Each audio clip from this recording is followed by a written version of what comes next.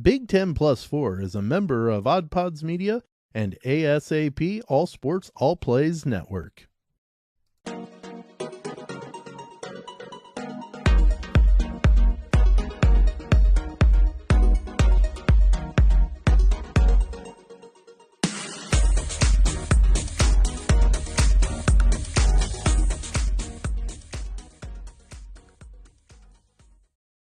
Hello all and welcome into Big Ten Plus 4, another edition of it. College sports with Midwest perspective, blue collar and blue blood. I'm Dalton Shetler. That's Sam Sprunger over there. Sam, how we doing? It's Wednesday. Yeah. It's Wednesday.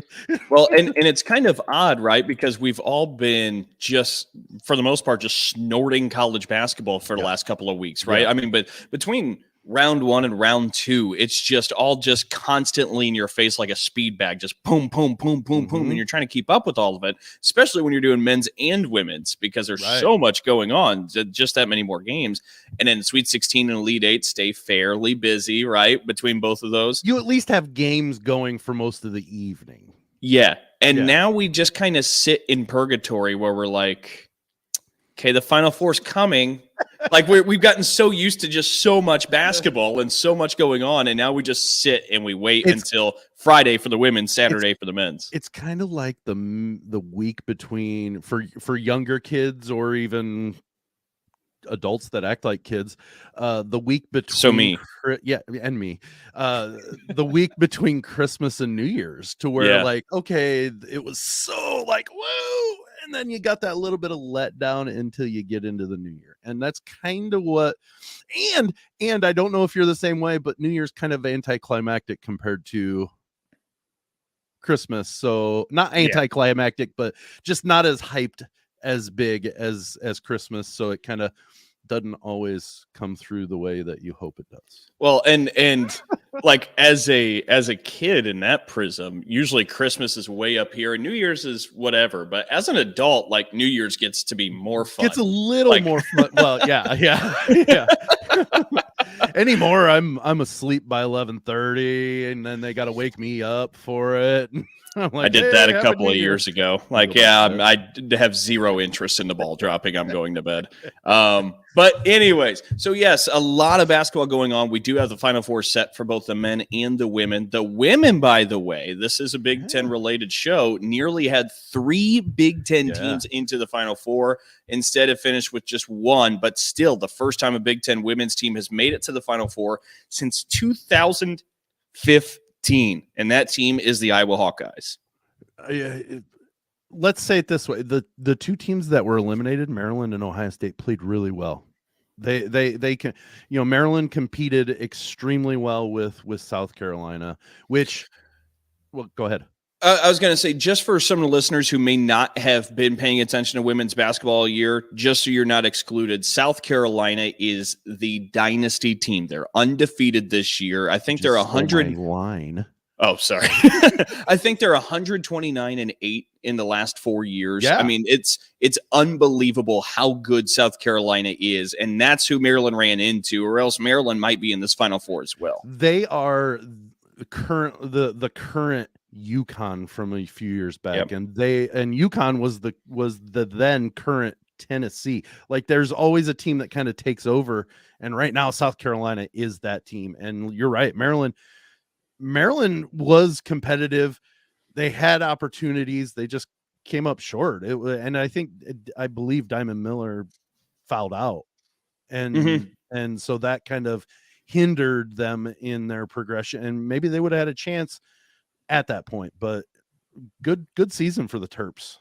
Oh, absolutely. It was a good run to the Elite 8. And then Ohio State in the Sweet 16 knocks out UConn. It's the first time UConn's not in the Final Four in 15 years. And you see Sam over there, because Sam called the shot. He had it last week that Ohio State would beat UConn, and he got it right. Knocks out UConn. It's the first time since, I think, 2005 that UConn didn't make the Elite 8.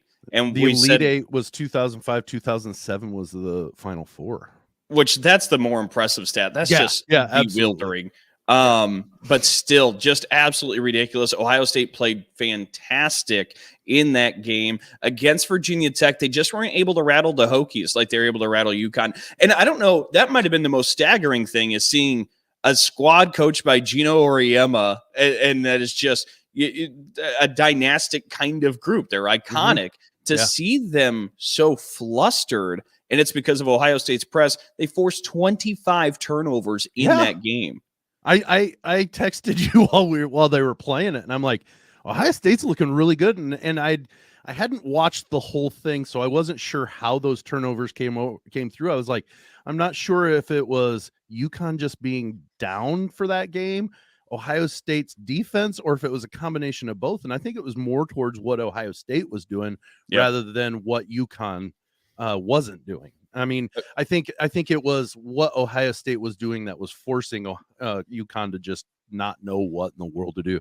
And to see 25 in the TO column for UConn is just mind-blowing, is what it is. Yeah, I mean, they absolutely were able to fluster them. And I think, I can't quite remember. I think Holly Rowe was the sideline reporter for that game. I believe, but I could be. Okay. And at one point, Holly was sitting in the UConn huddle during a timeout and came back and reported that Gino's like, you have to help each other on the press break. Like, go help. Like, so, I mean, they were absolutely flustered, but Virginia Tech was built different than that. And Virginia Tech had a great year. They were the 1 seed out of the ACC. But the press didn't necessarily rattle them. And even Kevin McGuff, Ohio State's coach, called off the press during that game because Virginia Tech was able to beat it so easily and get layups.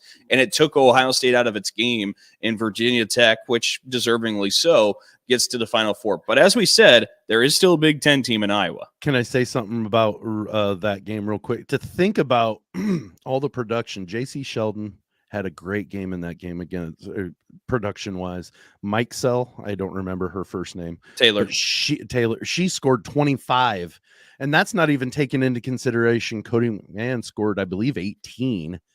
So, like, Ohio State was putting points on the board. Just Virginia Tech was just putting more. The girl's name, last name's Amore. She got knocked on her can. And I honestly, when I saw the replay of her being helped off the court, I thought there's no way she's coming back. And then she came back and scored 25 points. Oh, yeah. Yeah. Had a phenomenal game. It blew my mind, but that was and that's what Virginia Tech was doing to Ohio State. They were just putting more on the board. I mean, Ohio State was doing well, but they put more on the board. And you're absolutely right. Iowa, just like we all had it written down, Iowa would be the lone Big Ten team in the women's representing in the Final Four, right? There is so much talent with that squad, though. Of course, Caitlin Clark gets a 40-point triple-double in the NCAA tournament. That's never been done by either a men's player or women's player. Any human being in the final or in the tournament. 40-some point triple-double. I mean, it's just staggering what she was able to do, and now she's got Iowa rolling into the Final Four. And I do want to mention this, too, because in the Elite Eight matchup between Iowa and Louisville, you had Haley Van Lith from the Cardinals, and you had Caitlin Clark from the Hawkeyes. And are you recentering your hat too? I just was looking at the screen. And I think mine was tilted off a little bit. Whopper. Well, I think it was subconscious. You did the same thing, so I was like, oh yeah, my hat's off too. We'll reset our bills real quick, okay? But back to the conversation. The Elite Eight, Louisville and Iowa. This was a great game, star-studded. But I want to point something out to the listeners. The TV ratings came back from ESPN. ESPN has the women's tournament.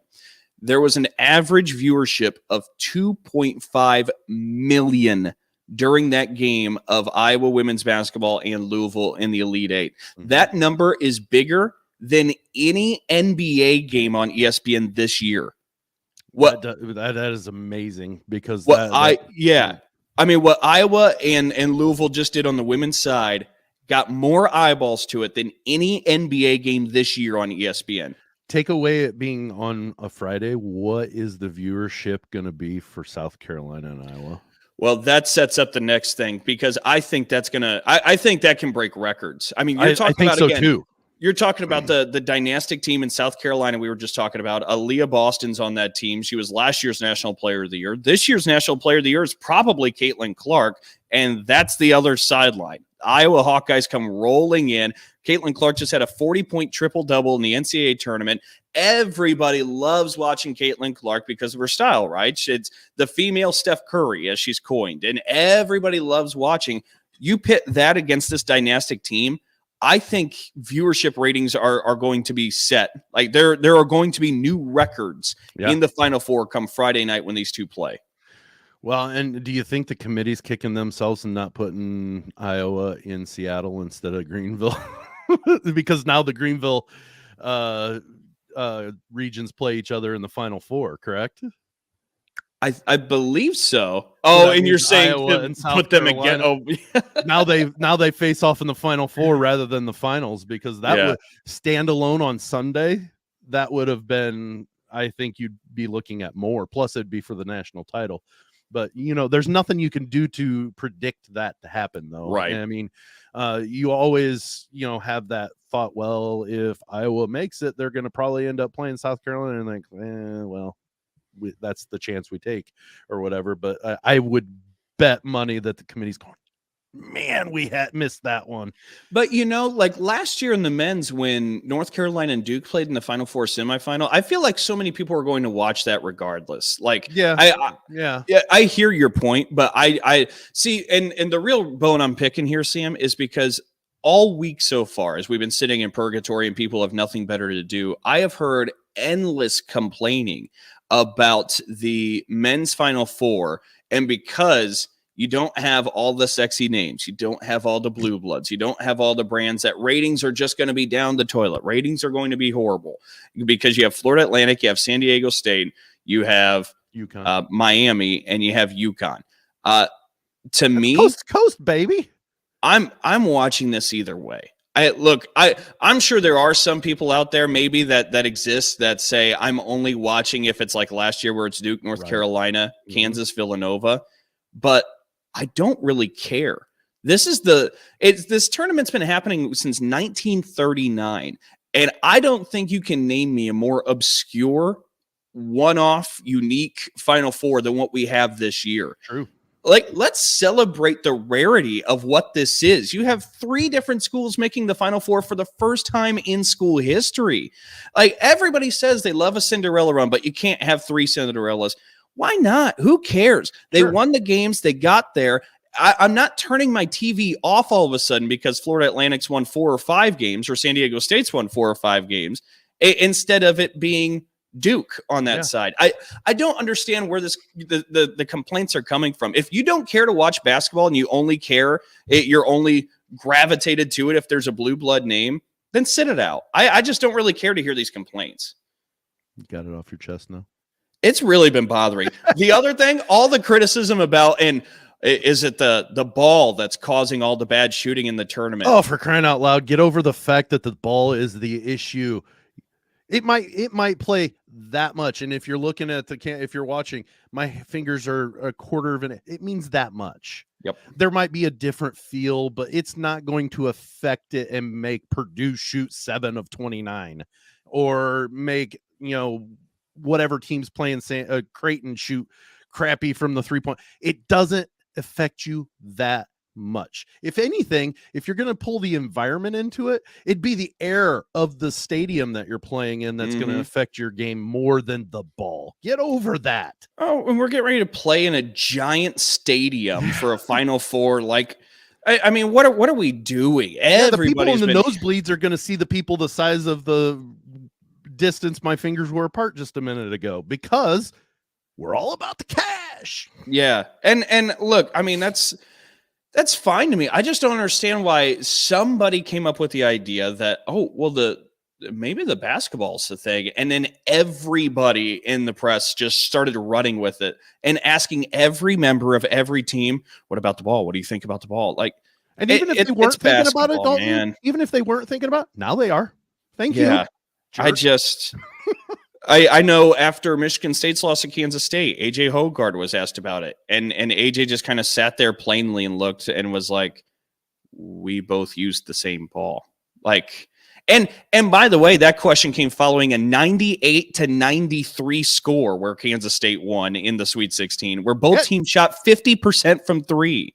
AJ, can you speak about the difference of the ball? Did that play anything into your literally only a 3-point loss? That last second layup didn't play into the score itself, but no, shut up.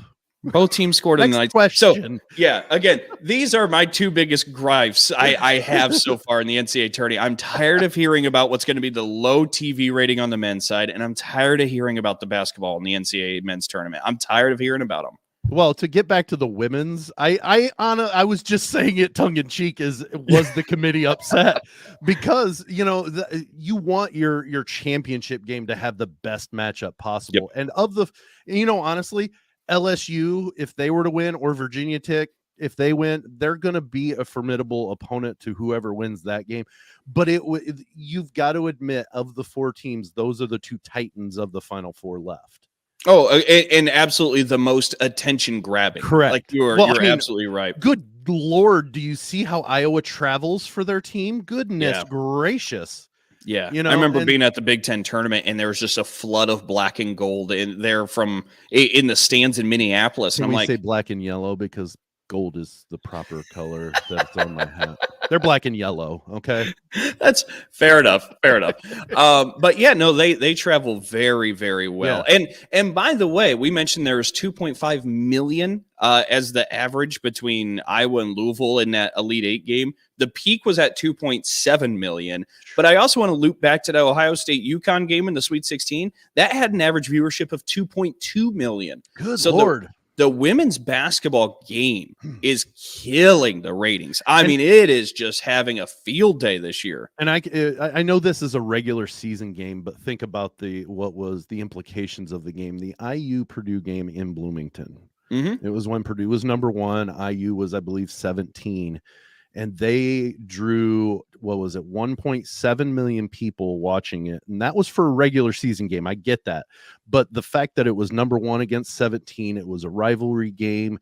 And they said it was the largest viewership of a regular season college game in however many years. But like that's not even in comparison. Like this is huge. This is exponentially larger than something like that.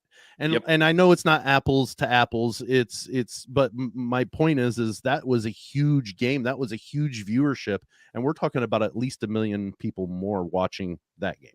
And sold out arenas left and right. Yeah. I mean, what has happened? And I know we're running a little heavy, but I think this is an important point.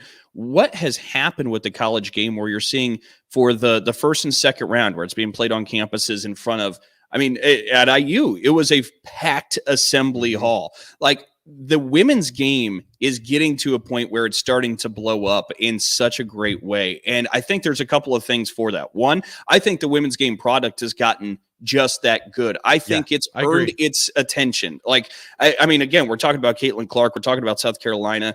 You watch these games, they are entertaining. Yeah. The product has gotten so much better. I think female athletes have gotten so much more athletic. Now, the idea of a female dunking in the college game or just a college level player, they do it in practice. Like there are multiple. That used to be an unheard of thing. I think it's just evolving, and it's great timing because now social media is here ready to capture it. Everything is going great for them, and it's just a great product. So meaning, again, it's earned. But I also think, Sam, and this is important, I think, for fans because we all had kind of built in, I shouldn't say we all had, but some people had built-in barriers to kind of accepting or getting into the women's game. And I think one of them that nobody was necessarily consciously saying, but subconsciously saying was, I'm not watching that instead of, my men's team that I love to follow. Like I'm a fan of Indiana. I'm not going to not watch Trace Jackson Davis and watch, the women's team. But I think what people are starting to realize is you can love both. Like nobody's telling you don't watch the men's games to watch the women's. But I think people are starting to understand like, oh, I can root for my school in both of these. Like I can follow along with both. And I think that the just swinging of that door open, because I think that subconsciously has happened with so many people, has also given the real estate for the women's game to balloon the way it has. You know, I can hate IU on both sides of the basketball. It's fine. There you go. Well, and to wrap up the first quarter before we move to the second, I'm not ashamed to admit, when I was younger, you know, that was when women's basketball, like in college level, was starting to really take off. Mm-hmm. And it was, to me, horrible to watch, because and this is not discounting what they were doing, because they were getting into their upswing, but it was more like watching almost a junior high game, to where you were setting up your play, running your play, dumping it down to the person in the paint, and they were trying to get their shot. And if a team was dominant, it was 85-20 at the end of the game, every game. Yep. And so it's, I keep bringing back, the parity is getting so much better. Like it's becoming, there's more parity in women's basketball, to where a number 1 seed can get beat by a 16. A number, a number 1 can get knocked out in the Sweet 16. Two ones didn't make the Sweet 16 this year, and that's the first time in forever. And I think what I was looking at before, a few years back, when all the 1 seeds made it in the men's tournament into the Final Four. Mm-hmm. It was the first time it had ever happened. It happened like 7 or 8 times in the women's game, just because those 4 teams were absolutely the best, and they ran roughshod through their bracket to get to the Final Four. And now we're getting 2 1 seeds didn't even make it to the Sweet 16 this year. So that's, to me, it's making for a better, it's getting closer to what the men's game is, in the hype of it's madness. Yeah. You know? Yeah. Yep. No, I think you nailed it dead on. I mean, Miami, the 9 seed, making a run to the Elite 8. And they beat IU in Bloomington. I mean, that's unheard of. Hasn't happened in years past. Like, you're spot on. Question. I'm sorry. I'm going to jump to the men's game real quick. Is there any chance, and I was at the first 2 round games, or first couple of rounds in Columbus. Yep. Tip-offs for those games, there's hardly anybody in the seats. Do you think they ever make the move to college campuses for the first 2 rounds? No, because I think people are hardly in those seats, because you got 4 teams at the place, and they're like, there's such a core that follows just their game. But no, I don't believe so. I think there's too much money out there. I think it helps these cities too much. I don't think we'll ever see that change. Yeah. It's a thought, because then you're going to have packed houses. You know what I mean? You're going to, like the Nationwide Arena in Columbus, that's a huge arena compared to the Schott down the road, the Schottenstein Center down the road that Ohio State plays at. It's larger, much larger, by like 50% larger. So if you bring it down, at least you can have the teams, I don't know. I would think you'd want a packed crowd and have that environment to where you don't feel like you're in a sterile environment, just, dealing with, you can hear the squeaks of the shoes better than you can the cheers, Well, but again, we're talking about the Final Four, where you then usually move it to a football stadium. Like, correct, but at least money they're mostly sold out though there. Well, they might be mostly sold out, but those things are not always packed either. Yeah, I know. So it's just money. You know what? Money drives the machine. Let's take the highest seed, meaning the highest number. So this year it would be Florida Atlantic, and let's play in there, Jim, the whole thing. I love that idea. I could get down. From my understanding, they only can fit about 5,000 people in their whole I'm arena. So with that. It's just bellowing out all throughout Florida Atlantic. Yeah, I love that. Yep. All right, let's get to the first quarter break, and we're going to do things a little bit different here. So we're actually going to step aside for just a moment. Yep, here we go. You are listening to Big 10 Plus 4, hosted on Anchor and StreamYard. Hey, this is Russ. This is Kyle. This is Michelle. From the Infectious Groove Podcast. Join us every Monday for the most fun you can have with a music podcast. The Infectious Groove Podcast uses a positive and fun approach as we take time every week to share our jammy jams, then dig into a thought-provoking topic discussing all decades and genres of music. You can find the Infectious Groove Podcast on all major podcast platforms, or you can head to infectiousgroovepodcast.com to find us there and subscribe. We might have a controversial opinion here or there, but we always have fun with it. Oh, I'm sure I'll say something dumb. Subscribe to the Infectious Groove Podcast, part of the Odd Pods Media Network. Hi, I'm Tina Jaramillo. And I'm Hillary Doherty. And we host the Muck Podcast, where we discuss the dark and sometimes weird true stories in American politics. Hey, Tina, did you know that Elvis crashed the Nixon White House for the sole purpose of getting a DEA badge, and it worked? What? Or how a gun control advocate senator out of California engaged in gun trafficking with notorious gang leader Shrimp Boy? Shrimp Boy, I remember him. Okay, so, we cover all of that and more from maladies, madness, mischief, and murder in U.S. politics. And we also host a bi-weekly interview segment called Lil Muck. We interview politicians, journalists, activists, and others who share their experiences in politics. Find the Muck Podcast wherever you listen to podcasts, and check us out on social media at the Muck Podcast. I clicked the button. I'm not trying it again. Fair enough. All right. We've talked a lot about the women's tournament there in the first part because, again, a Big Ten team made it to the Final Four for the first time since 2015. Something for us to celebrate. But on the men's side, not so great again for the Big Ten Conference. It's the third straight tournament without a Big Ten team in the Final Four. The last time was 2019. A Big Ten team got there. And again, it was another tournament that saw a lot of early exits. But I believe we talked about this last week, Sam. To me, this wasn't so disappointing as previous years for the Big Ten Conference because 6 of the Big Ten teams that made it in were seeded between 7 and 10, meaning you're playing a 1 or a 2 by the second round. I mean, that's kind of set up. But again, that's an example of what the Big Ten Conference was throughout this entire year. It wasn't an elite conference this year. It just wasn't. But it was incredibly above average competitively. And you had a bunch of teams just right there in that mix. But it doesn't set up well for a tournament run. So you can't call it disappointing. I think it just is what that is. Some can, and that's okay. Well, and they can be wrong too. In the individual instance of Purdue, like that's the only team you can really look at and be like, that was disappointing. You know what? If you look at the whole, if you take just the snapshot of Purdue being eliminated, yes, that is absolutely the biggest disappointment. But if you take the whole view of what we're looking at the tournament, okay, you had 2 other 1 seeds being knocked out in the second round. Mm-hmm. Unheard of. We have no 1s, no 2s, and no 3s in the Final Four. If you look at the whole snapshot or the whole picture of the tournament, while it is disappointing, you can't say that necessarily that don't get me wrong, that is the biggest disappointment. But I think if you want to look at disappointments, the committee should be the disappointment because they seeded way wrong if that's the case.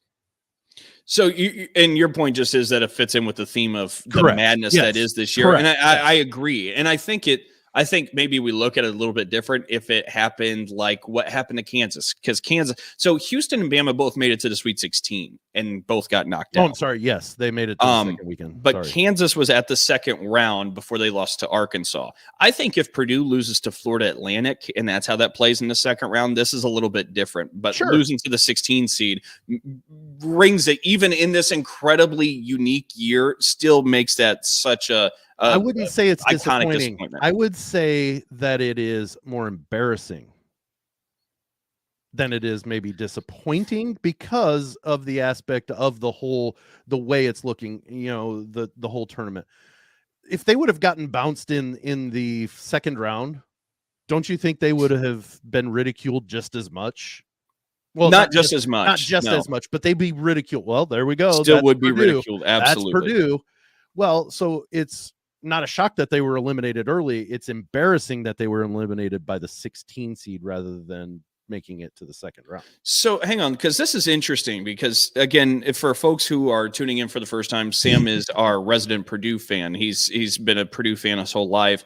But for you to not say it's or to kind of fight back on the notion of the disappointment for this, we're talking again about Purdue that last year was bounced by St. Peter's, a 15 seed. Recently was bounced by North Texas not that long ago, which was, I think, a 13 seed.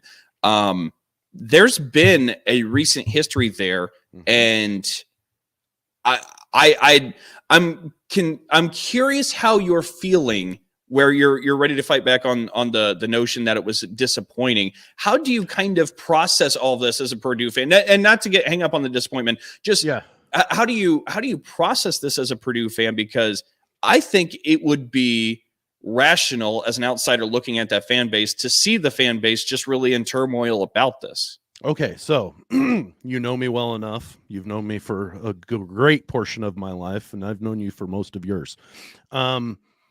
What baseball team do I follow? The Chicago I'm not kidding. Cubs. I'm not kidding.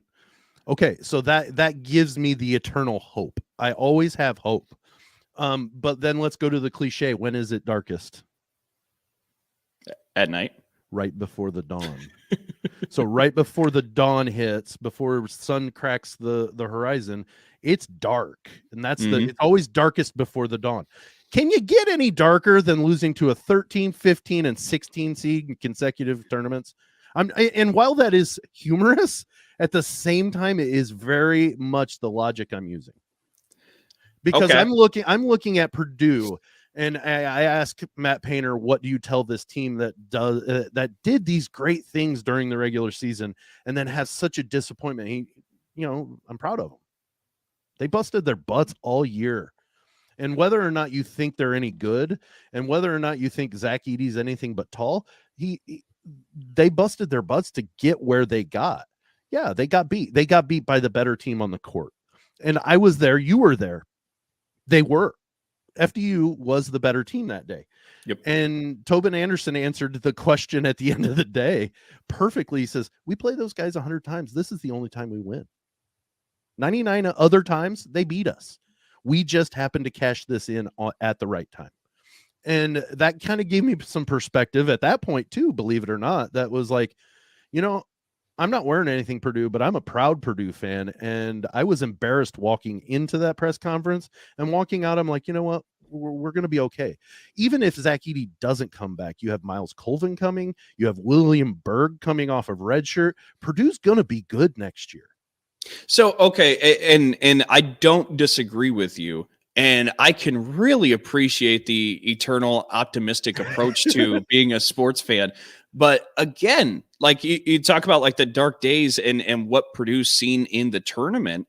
I mean, it's like seasonal in Alaska. Like it's been dark for a little while. That doesn't ever. And until the Cubs won in 2016, it had been dark my whole life. For a century. It had been dark my whole entire life, and all of my dad's, I mean, like literally. So I'm not kidding when people might laugh at me saying, well, I'm a Cubs fan. When they say, how can you be so hopeful? I'm a Cubs fan.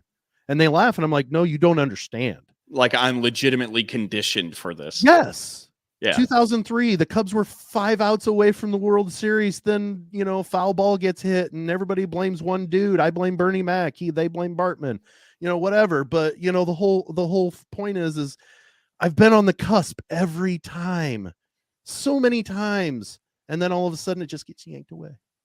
This year was like, even at the end of the basketball season when Purdue was struggling, I still had that eternal hope. I had them winning the national championship, for crying out loud. Yep. But my point was it wasn't completely, homer. That team busted their butts during the year and put themselves into position to get a 1 seed. And you know what? They had a historic year. I saw somebody ragging on Jaden Ivey because he said, before the tournament game, let's make history. And then they're like, oh, you did. They made history. All right. You know what? That's fine. It's how you come back from that disappointment. All right. And that was something else that Painter said is we're going to come back from this. We're not going to let this disappointment run what we do from here on out. We're going to work to overcome that. And so, yes, I am extremely brokenhearted and disappointed that Purdue lost. But at the same time, looking at the whole tournament, I wouldn't say it's epic. I would just say, yeah, it's par for the course. Purdue just had the biggest disappointment of this tournament. If you want to look at the current tournament, you talked about those people earlier that said, well, this whole Final Four is just disappointing. Well, okay, let's make the whole tournament a disappointment. And Purdue has the biggest disappointment, but it's not epic. Okay. That's my thought. Right. I'm not asking you to agree. That's my rationale. Yeah. No. I'm just curious kind of how Purdue fans process this. Well, there are, let me say, and this is not me pat myself on the back, I have a very logical reasoning compared to some people. Right. Well, and my thing too is look, I can get down with the eternal hopeful sports fan. Like that, I'm totally cool with that. I guess I'm also curious how, because I mean, and this was such a stray comment by Painter after that game, but where he kind of said, as long as I'm here, this will be happening or whatever. I'm curious how administrators and them think about it, because I don't think this is I don't think this sets the grounds for firing. We've talked a lot about before. I understand why fans get so invested in the tournament. Well, you want to see your team go far in the dance, but you have to understand that the regular season means so much when you're actually evaluating these things. And that's how administrators have to look. They have to look through that prism. They can't look through the fan prism of, are we still dancing? It's about the core and the body of work. And Painter's got that. I don't like dancing anyways, so no. But I agree. I was at that press conference when he said, "If I'm still here," and it was during that comment that I was saying that they were going to bust their butts and not let this get them down, or they were going to use it as a motivation. And he says, "As long as I'm still here," and I caught it, and I'm like, I'm looking. Greg Doyle looked around like he was, from the Indy Star. He looked around and. I think he even wrote about it later. He made that comment in a press conference because honestly, I think he's not reading everything, but he knows as soon as a big loss comes, fire Matt Painter comes up as a hashtag. It trends. So that maybe that's why he fired that out there. As long as I'm here, but yeah, that he made that comment. And I thought, are they really? I mean, because just as much as I do, if they don't take a beat, some people react irrationally. And if you were to fire the fifth winningest coach in Big Ten basketball history in Big Ten games, the fifth highest, all because he gets beat in the tournament, but he turns out good human beings. He takes 3 stars and turns them into Big Ten championships. Where's your thought process? It's not all about winning a national championship. Don't get me wrong, Dalton. I want Purdue to raise the trophy at the end. I want them cutting the nets down at the Final Four. But I would rather have good human beings that work hard, know a work ethic, and turn out to be successful adults. Whether that means they cut down a net or whether that means they win a Big Ten championship, I'd rather have the Big Ten championship because that shows longevity. Well, and I would like to point in this other fact, and I know we're running heavy. We can get to the break right after this. But with Purdue, I'm starting to become a little bit skeptical in the system. And what I mean by that is we talk all the time. Guards can carry you through March. Purdue's one run under Matt Painter to the Elite Eight was led by Carson Edwards just getting hot and just going bonkers. Yep. Like guards can carry you. So the system of one great big man surrounded by 4 players, I love that system. And I think it's worked really well for a handful of years now between Isaac Koss, between Matt Harms, between Travion Williams, between Swanigan, between Edey. I mean, you can go up and down. How many of those were great bigs? I at least half. I would say you could consider at least half. You'd categorize half of them as great. AJ Hammons and all of them. Yeah. I think Swanigan and Edey are both All-Americans to a certain extent. I can't remember. I'm not saying that they weren't wonderful players. I'm talking about like all time. Like Zach Edey's going to go down as one of the best players to put on a Purdue uniform. Can you say that about any of the others? I'm not trying to discount what you're saying. I think Biggie you can. Okay. And I'm not disagreeing necessarily. This is the first time that I can remember them using their big man as the main hub. Like get it down to him, then kick it out. Now, that's not to say they didn't utilize their big man, but I think it's all semantics in my aspect. No. I see what you're saying, but I think offense often initiated with Isaac Costo back in that 18 Okay, team. You're right. I think it often started with a post touch and then play. And then kick it out. Yeah. And Isaac Haas may not have been as dominant or as excellent as Zach Edey, but he was still such a matchup nightmare with his frame at 7'2" that and like 6,000 pounds because he was commanded chiseled. the same kind of attention. Like, Yeah. you know what I mean? So this has been a system in play for a few years. It's not just Zach Edey kind of showing up and it kind of plays from here, because some of those bigs are a little bit different. Like Swanigan, it wasn't built like this. Like and AJ Hammond certainly was not Zach Edey, Correct. But and Jawan Johnson, 6'11", but he was a great center, but he could shoot outside. And Harms was too thin to have it be played like this. Yeah. So, like, to your point, it hasn't been exactly this, but this has been kind of a system in place. Mm-hmm. And I love the system, and I think it's worked really, really well. But I do start to wonder if Fairleigh Dickinson's backcourt can out-athletic you and get steals and whatnot. Is this a system that actually can track in March Madness? That doesn't necessarily mean it's a bad system, but it may not work in this tournament. And I think if that is the case, you then have to confront this philosophy and say, okay, we understand this is something that might be able to win us Big Ten championships, but might send us out really quick in March Madness. And I don't know how you balance some of that, but I do wonder how much of it goes into this game philosophy. Mm-hmm. Well, and you talked about the guards, and welcome to the Purdue Talk Show. Yeah. You talked about guard play. That was probably their biggest. Well, the fact that they couldn't hit the ocean if they were standing on the beach against FDU is probably the biggest thing. Yep. But my point on this is their guard play. They were so young. Yep. As they get older, they're going to get better.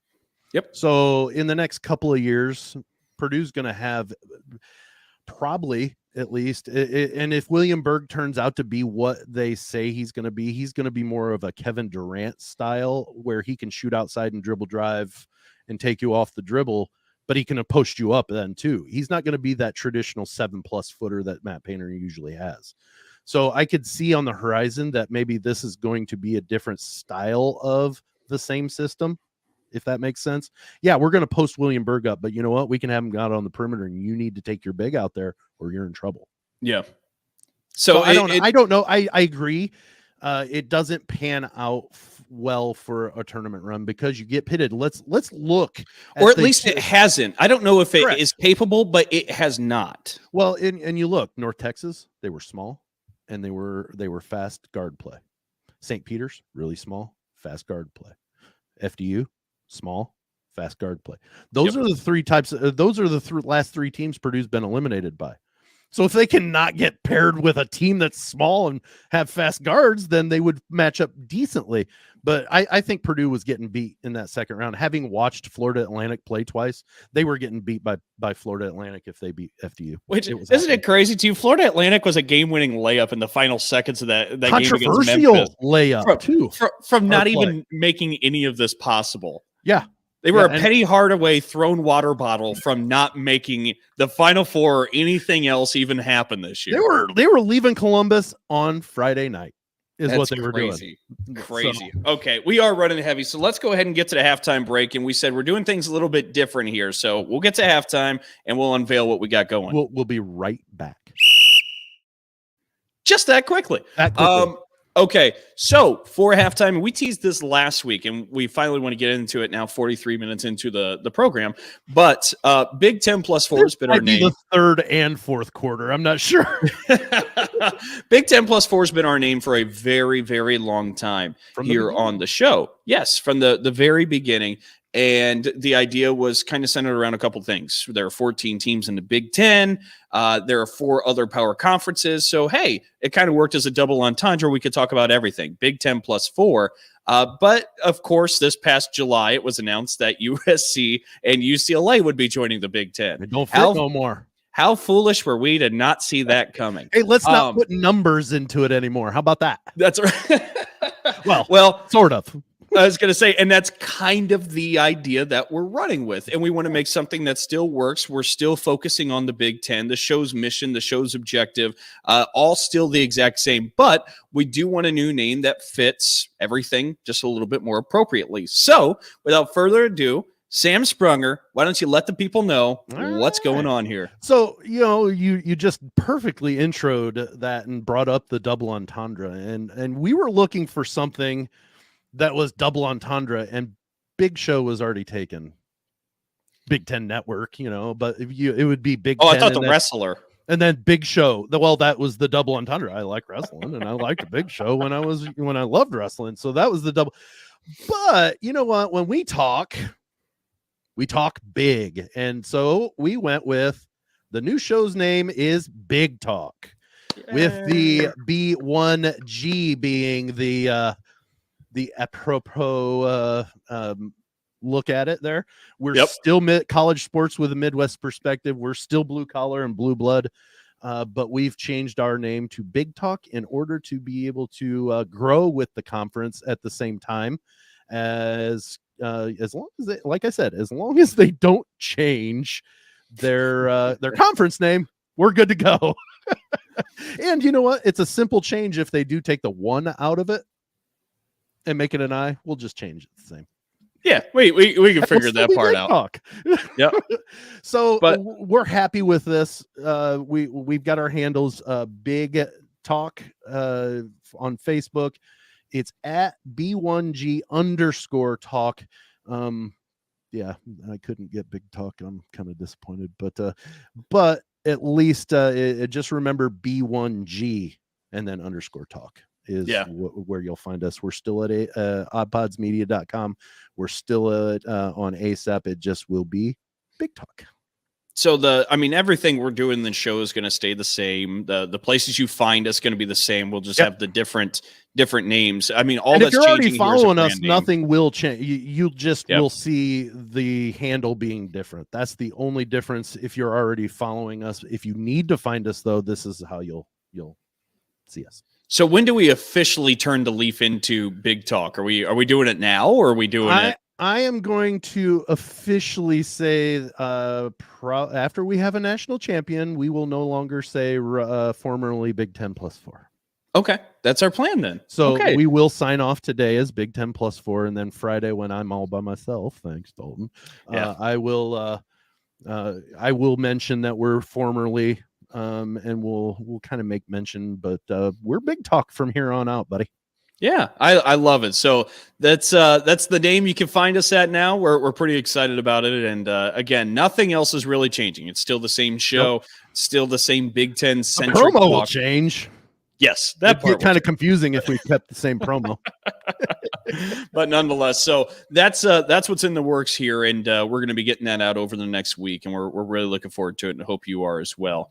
Well, I suppose that can be the third quarter since we were running so heavy anyway. Why don't we hit the whistle one more, and we'll get to the fourth? All right, we got about 10 minutes left here. So there's a couple of different things. Look, I have like 3 different topics I could hit on. You pick. Dealer's choice. Well, since we did the Purdue half hour, let's go over to where my interests are at Michigan State, because I heard this take come out from local radio recently, earlier this week, that Tom Izzo had just ruined his last chance at a national championship. And the person, I see that scowl. I see the person in local radio who made that take. Is this local radio your local, like my East local Lansing local? Yes. Okay, fair enough. I thought maybe it was Dan Dockich. He seems to say a lot of stupid stuff. So the person who made the take was basically playing with hindsight, saying that with this Final Four of San Diego State, Florida Atlantic, UConn, and Miami, if it was Michigan State instead of Florida Atlantic, that's the best chance he'd have at a national championship, which, okay. There's a path. I see kind of where he's going, but I would like to say, we're talking about somebody in Tom Izzo who's been to 8 Final Fours. It's usually every 4 years. This is granted, it depends how you play with the whole COVID year. This may be just the second class ever that has not been to a Final Four under Tom Izzo. And that's if you don't count the COVID year where they missed the tournament. 28 as the head coach. So yeah. So that's one thing. Secondly, ever since recruiting analytics and metrics have been introduced, the class that's coming to East Lansing next year is considered the highest that Tom Izzo has ever had in his 28 years of being a head coach in East Lansing. And I'd also like to mention this. I don't understand what the thought process is. And I'm not sure it's just this individual alone, but this team, if you watch them throughout the year, look, let's back it up even further than that. During the offseason, many people were clamoring saying, hey, this team may not have enough firepower. You might need to hit the transfer portal. The decision was made by the coaching staff to not hit the transfer portal. Fine. But nobody really believed the ceiling was a national championship with this roster walking into the year. Not necessarily a good thing, bad thing. Not every team is destined for a national championship. But as this tournament was starting to unfold, and as Michigan State was playing in Columbus, you did get the sense that they could go on a run. Mm-hmm. Now, I think what's important to say is I believe it would have been a run to the Final Four. I think they could have beaten Kansas State. I think, matter of fact, that's evident. It goes to overtime, and you lose, as you said, really by 3 points because there was a layup at the end that really just didn't matter. That game absolutely could have went that way, and then you would have played Florida Atlantic, and you could have made the Final Four. Michigan State this year was too inconsistent to be a national champion. It's not a bad thing. It just is what it is. You can't be so hot offensively one game with no defense. Like, you can't kind of yin-yang back and forth. There's a reason the team had, 13 losses for the entire season. Right. It's because of some of that inconsistency. It's not a bad thing. They were capable of making a Final Four run, yes. Capable of winning a national championship. It's a really exclusive club that wins national championships, like, in terms of metrics. And I think you got to be top 20 KenPom offensively and top 37 KenPom defensively. And I think all but one champion in the last 25 years fits that bill. And this year, I think the only one that fits it out of the four remaining is UConn. And so, I mean, if you're looking at it through a numbers prism, UConn should be able to walk through and win this Final Four that's going there. State's winning. You're right, because this just needs to debunk all the numbers this year because or it's Florida such a Atlantic. wacky One of the teams on the other side of the bracket's going to win the whole thing. Right, it's going to happen. And by the way, that very well could happen. I'm not telling you what's set in stone. I'm just telling you, if you look through the numbers, UConn is winning this thing. If you wanted to bet smart money, you'd go with UConn. If UConn doesn't win this, it's going to defy math. It just disappointing. Will. Yeah. But no, I mean, that's kind of how it sets up. If UConn does not win this, it will defy the numbers that are presented to us in stats. And that's not good or bad. It just is what it is. Yeah. But my point, again, goes back to Michigan State. You cannot – look, Izzo's had some close chances. This you cannot file as a big miss for not winning the national championship. I don't really know where that narrative kind of drew from. I almost follow the logic that was there, but that is a horrible take among many bad takes. And I did want to get that off my chest as well, Sam. It has to be because of what the Final Four is now. It's just playing with hindsight in hand. Yes. And you know what? I would look at this tournament as a glaring success for what Michigan State did during the regular season. They beat a 2 seed, for crying out loud, and it was convincing. Uh-huh. And they gave us one of the all-time great games. Kansas State, Michigan State was a classic. It's the best game other than maybe UCLA and Gonzaga of this tournament thus far. Which were both the same night. Which were the same night. You're correct. But like, how can you say that? I get to a point, like you said, I can understand what they're meaning, but no, don't do that. And again, this isn't bad. I think this team's ceiling was a Final Four run. Yeah. I thought that entering the tournament. Yeah. I didn't think this team's ceiling was finishing with a national championship. Again, not every team is made to win a national championship. And that just is like my point isn't say you enter the season like, oh, let's shoot for this because we can't do this. That's not what I'm trying to say. What I'm trying to say is, given the season we just saw, you know what teams are capable of. And this team, this Michigan State team, had flaws. It was at times wildly inconsistent. Yep. And that just is what it is. I still think with that inconsistency, they were very capable of a Final Four run, and they came this close to it. But to say that this is Izzo's big miss because he's not cutting down the nets in Houston as a national champion, I don't understand where that comes from. Well, and you said again, eight Final Fours, a national championship. Like this in 28 years, this is not the one that you say he swung and missed. It's an asinine take. How many years did Coach K coach?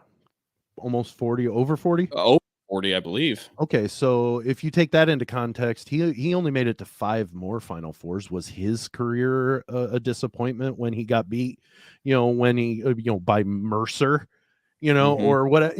Don't play that. The man is incredible at coaching a tournament team. And I've said this multiple times, and it's why I always say don't count Michigan State out, is he's taken teams that were 6 seeds when the brackets came out.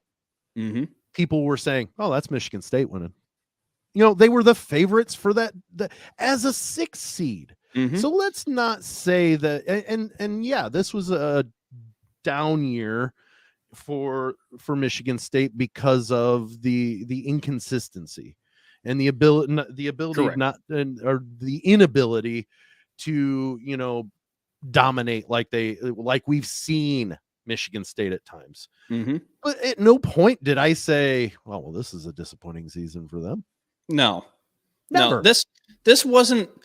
You didn't enter this year thinking this was going to be the second best season of Izzo's 28 years at Michigan State. He's had some phenomenal teams. It's not a knock on this year's team. No, it's not just at all. how great this Hall of Famer's resume is.